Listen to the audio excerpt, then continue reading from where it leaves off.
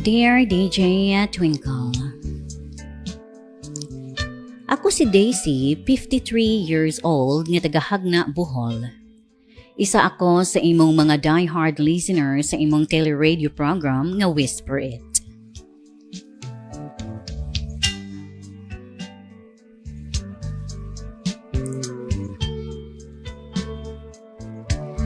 Sa sige na ako paminaw, kad nakahuna-huna pud ko nga akong i-whisper diha kanimo ang akong pait nga kasinatian sa kinabuhi.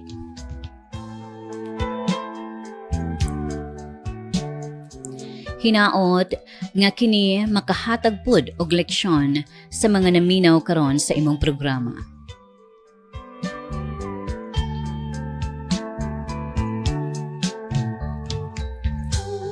Year 2012, milarga ako sa Kuwait ug nanarbaho isip usa ka domestic helper. Sa rason nga sa among kalisod ug sa among sitwasyon. Ilabi pa kay naapud ko'y mga utang nga dapat na akong bayaran.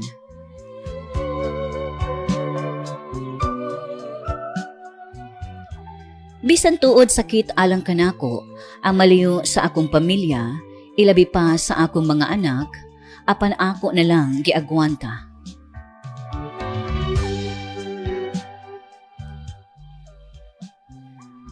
Tuod man nakaabot ako sa Kuwait ug pag-abot pa lang nako sa balay sa akong amo, iya dayong gipangayo ang akong passport ug ako usab kining gihatag ngadto kaniya.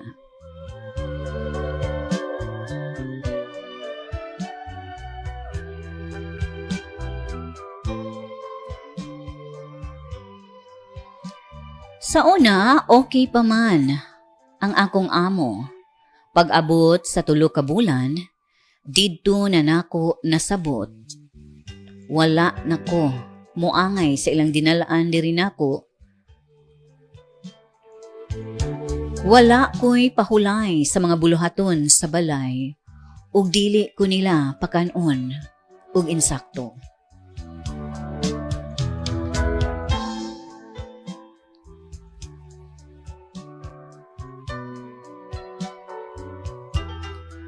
Misamot og kapait ang akong sitwasyon sa dihang ang anak sa akong amo nga batang babae nasakit kini ug nahospital.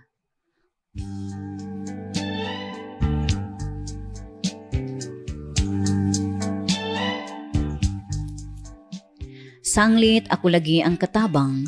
Busa ako in town ang nalahusan sa pagbantay sa bata dito sa hospital.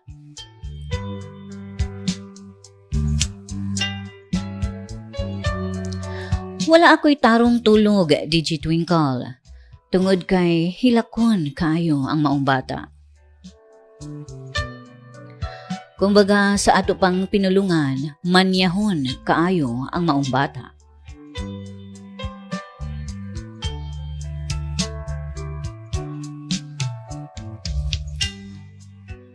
Nagduha ka simana ang bata sa hospital ug duha usab ako ka simana nga walay tarong tulog ug kinan-an.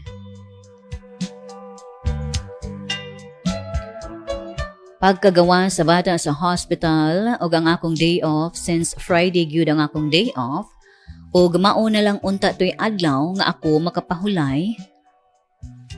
Apan dalhon pud ko sa akong amo sa balay sa iyang mama kay mo visit man sab siya didto every Friday.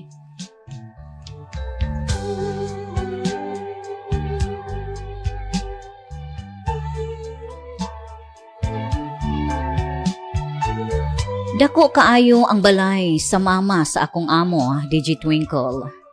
Niabot kini og 6th floor. Kun unom kapalapag ang maong balay.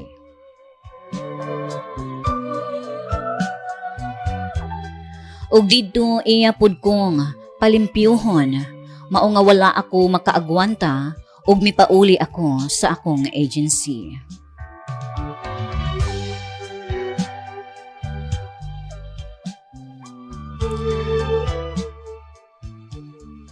Pag-abot nako sa agency, gibawian dayon ko og cellphone kay bawal kuno ko manawag sa akong pamilya sa Pilipinas.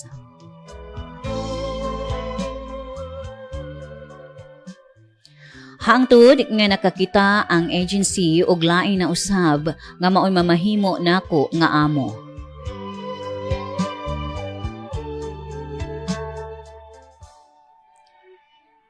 Sa akong ikaduha nga amo, lisod pud kaayo ang batasan.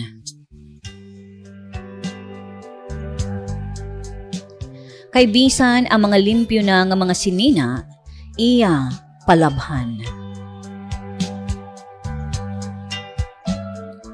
Ug ang mga pinalansya na usab, iya usab nga ipaplansya nako pagbalik.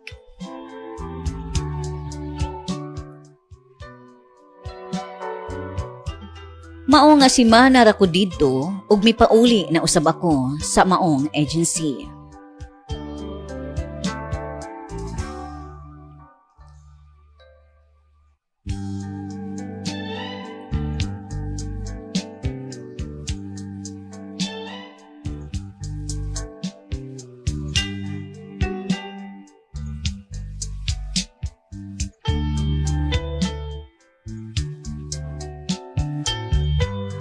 Sa akong ikatulo nga amo, usa ka magtiayon nga Pakistani ug buutan pa sa sinugdanan.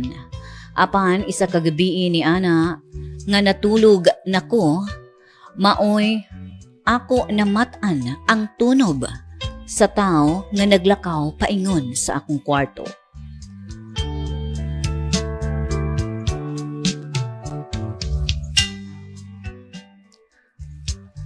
Ang akong kwarto digitwinkle, guba ang lock niini.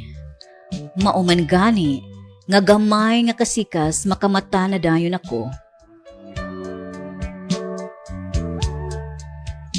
Ug tungod sa akong kabalaka, nga walay lock ang akong kwarto, wala sad ko'y tarong nga kinatulgan.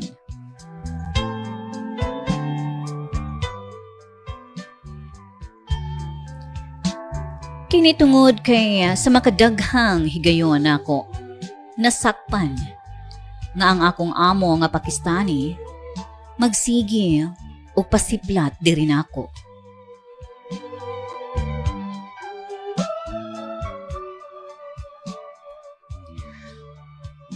Mao nga bisan patuod ug naa pa ko sa Pilipinas, nakadungog na kog daghang mga istorya about sa mga Pakistani nga duna sila'y pagkamanyakis.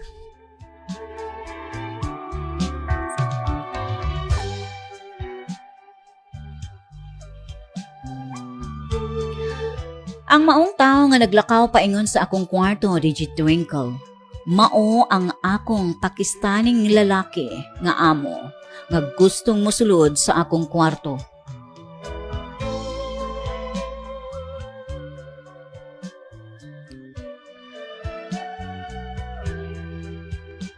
Naglugong kami na duha sa pultahan, kamaoy akong nakita nga abli ang iyang karsunis ug iyang gihawiran ang iyang junior ug nagmasturbate sa akong atubangan samtang naglugong mi sa maong pultahan.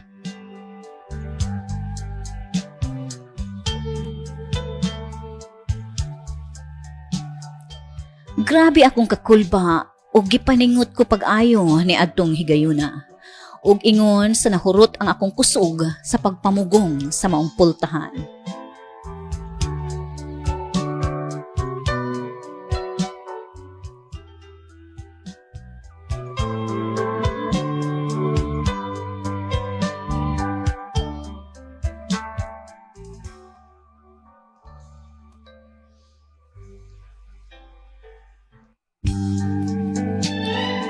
Paglabay sa usa ka semana sa akong day off, nakahigayon ko sa paghimamat sa akong amiga nga Pinay nga usa-usab ka OFW nga taga Antique.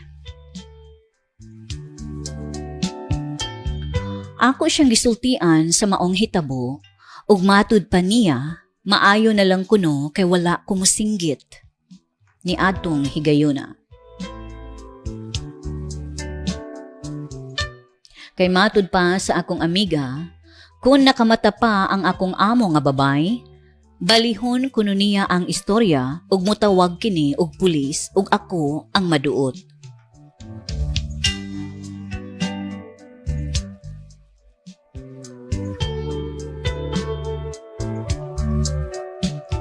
Maong ako na lang giantos og ginuom ang tanan ug wala nako sultihi si Madam.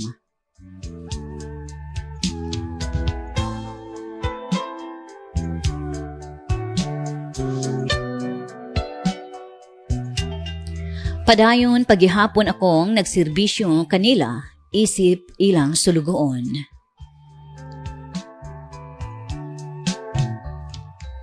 Apan sa matag adlaw, wala mawala sa akong huna-huna o kasing-kasing ang tumang kakulba. Busa kada adlaw gyud ako magbantay sa akong kaugalingon.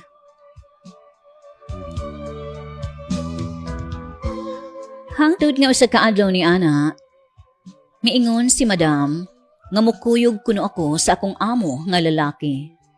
Kay kami na lang kunong duha ang mag-grocery kay mo trabaho si Madam.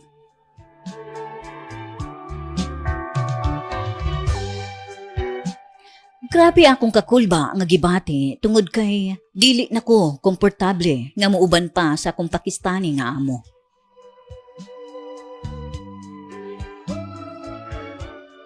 Duna na ko'y kahadlok sa akong amo nga lalaki nga Pakistani. DJ Twinkle.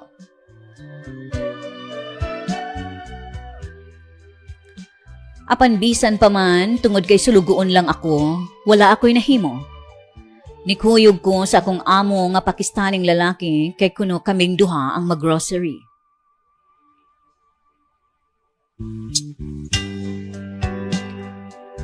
Apan iya kong gidala sa disyerto. Samtang naglugong pa mi, nagsigi ko og hilak ug ako siyang gisultian nga maluoy siya nako. Nianhi ko para manarbaho, sir, para sa akong pamilya. Maluoy ka nako. Maoy mga pulong nga akong nalitok samtang ako nagpakiluoy ug naghilak sa iyang atubangan.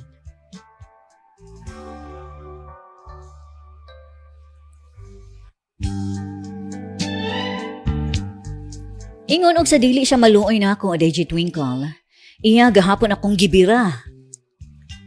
Ug lisod kaayo sa disyerto, kay samtang mudagan ka ang imong mga tiil mulubong sa mga bunbon.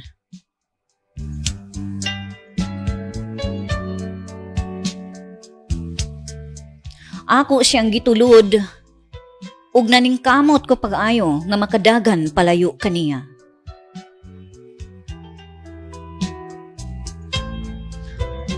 Maong sa ako kahadlok, may pauli na usab ako sa agency.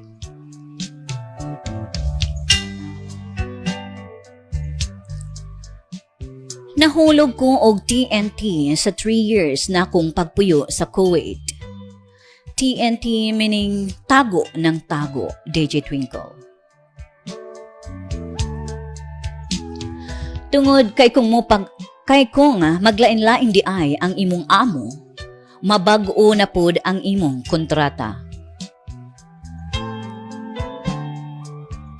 Sa akong pag-TNT kung tago ng tago, nakahuna-huna ko nga mas maayo pa nga mopauli na lang ko sa Pinas kaysa akong pamati di malas man ko sa tanan na akong mga nahimong amo.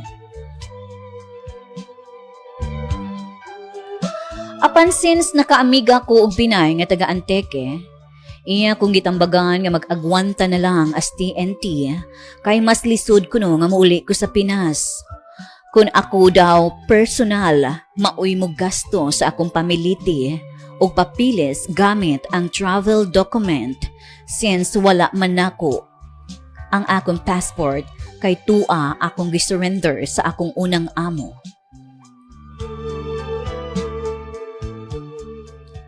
Og mukabat nga to sa 23,000 ka pesos ang ako magastos akong papilis. Og ako naghuna-huna nga siguro mopadayon na lang ko pagka TNT sa Kuwait.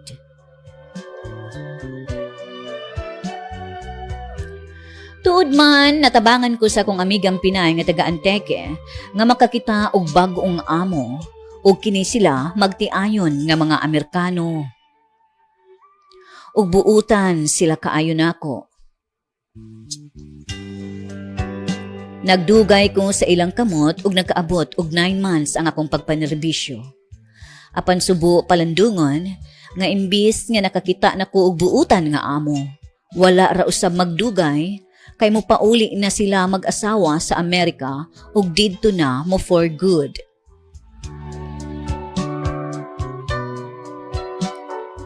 Since naka-income namang ako, ug maoy akong gihuna-huna nga dili na lang gyud ko mopauli sa Pinas ug ipadayon na lang ang akong pagpanarbaho isip TNT kun tago ng tago.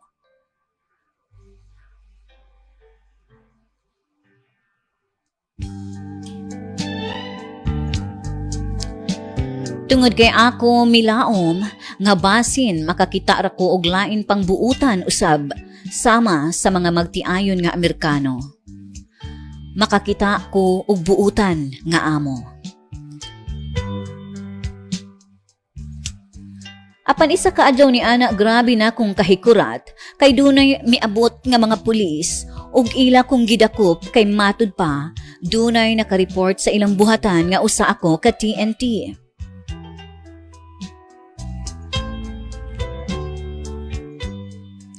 Tuod man na priso ko DJ Twinkle og dito sa prisuhan, akong grabing paghilak uban sa dakong kabalaka kun maunsa ko ni adtong higayuna. Ako nagampo sa Ginoo nga ako iyang tabangan o panalipdan sa tanang matang sa mga dautan ug mahitabo nga dili maayo nga ako unta makauli sa Pilipinas nga walay mga kakulian.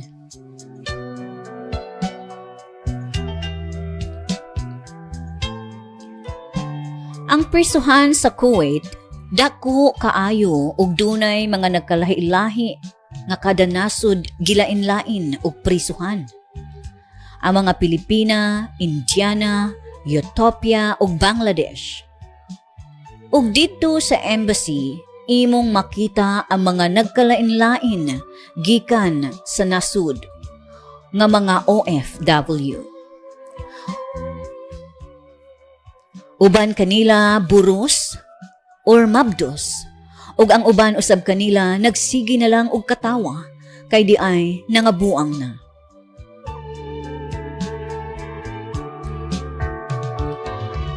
Sila mga OFW nga gimaltrato o girape sa ilang mga amo. Maong grabe na kong hilak og ampo sa Ginoo nga iya kong tabangan nga makauli na sa Pinas.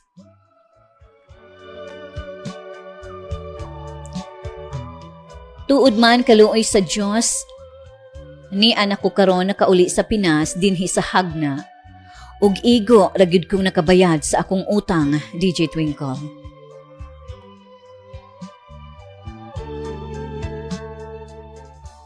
Ako misaad nga dili na gyud ko mo engage pa og mga dinagko nga mga utang. Bisan pa sa kapitos sa panalapi karon, ako nalipay nga ako buhi ug ako nakarealize nga dili gyud ay lalim nga manarbaho sa gawas sa nasud, ilabi na kung usa ka lang ka OFW.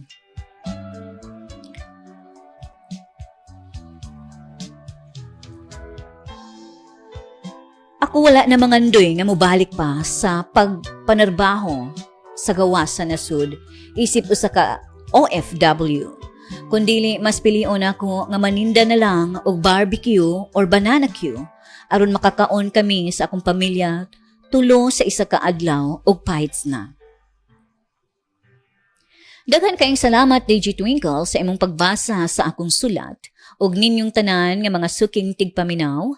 Maayong hapon kaninyong tanan, ang imong magtatampo, Daisy.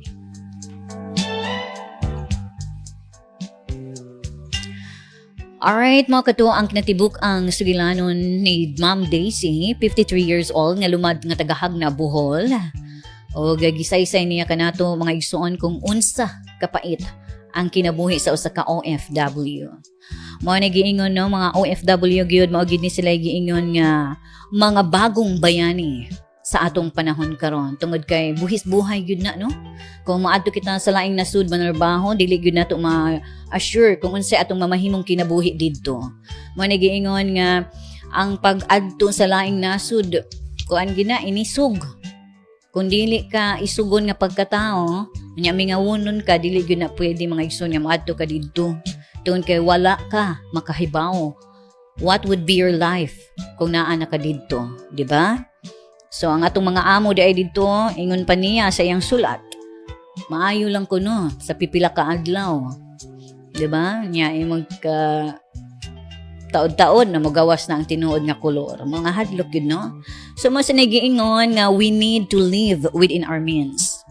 O na atay mga maging modest tayo, no? In our expenditure sa ating pera. Kailangan natin magtipid at kailangan nating gastusin ang ating pera at tura sa mga butang nga importante, no? Kailangan natin na maingon nga mag-wise kuno ta in spending our money. Mga na kanay advice sa atong mga financial advisor o mga financial expert.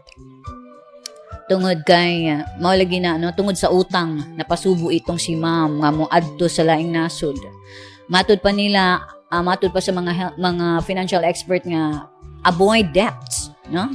Avoid ang pagpangutang pero unsaon man gyud utang nga matud pa sumpay naman kuno ni sa atong kinabuhi. Mawa man gyud kunoy tawo nga na walay utang, di ba? So, lagi pong ina-advise sa atin ng mga expert nga niingon nga pay off your debts as quickly as you can and free yourself from bondage. So, kini nga advice para ni natong tanan, no? I'm not even exempted to this dahil ako din sa sarili ko naampo ko yung mga utang na kailangan po natin itong bayaran. Sa dahan-dahan lang, no? Hinay-hinay. Nga maningkamot ang bisan na arata diri sa Pilipinas makabayad ta ani atong mga utang. Dili na naton kailangan nga moadto pa ta sa layo. Maning palad for us to pay our debts as long as mobayad lang ta no kay wa man gud ta makahibaw na unsay mahimo natong kinabuhi didto sa gawas sa nasud sama sa atong letter sender karon. Mo ni giingon nga swerte-swerte lang gyud ang pag-abroad, di ba? Naman say uban nga giswerte. Mao na nga ang uban lagi pud maibog nga murag moadto gyud pud ko. Ana pud no kay maning palad. Mao gali na nga giingon na maning palad. So meaning not sure what would be happen next kung kanandong ka na. Okay? So, naaraman gyud ang kwarta diri sa Pilipinas, no? Ang ato na lang gyud is ang mulihok ta.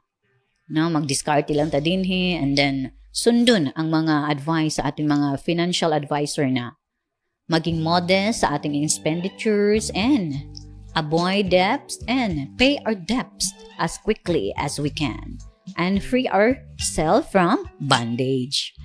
So, luoy po ang kinabuhi sa atong mga OFW tungod kay nalayo sila sa ilang tagsa-tagsa ka mga pamilya ug usahay ra ba kining pamilya maura ra ba pud ning gipadalhan og kwarta diri sa Pilipinas iwaldas ra no ipanugal ipamadji ipanglaki ay nana ba unya wa ma-plaster pag-ayo ang kwarta nilustay lang ginastos ng kung saan-saan mga materialistic lang kaayo unya wa ta kahibaw kung unsa di ay gyud ang tinuod nila nga sitwasyon didto sa gawas sa nasud. So this is unfair doon sa ating mga OFW nga kung naa sila mga pamilya nga naa sa Pilipinas nga dili pud kamao maghuna-huna o kamao mo plaster sa ilang kwarta nga gipadala. Usahay kini pong mga naa sa Pilipinas demanding ra kaayo no. Mangayo kwarta nga tuwa sa abroad. Mora ra ba sa itawag ipangumusta basta mangayo na og kwarta. Pero kung dili pa gani mangayo kwarta, duwa pa na kinahanglan kwarta, baw ba og makahinumdum ba sa pagpangumusta, di ba? So that is one thing na isa na sa mga kasakit sa usa ka OFW kana malayo sila sa ilang pamilya ug wala na nila maramdami ba ang pagmamahal ng kanilang pamilya kundi yung mahalaga ay pera.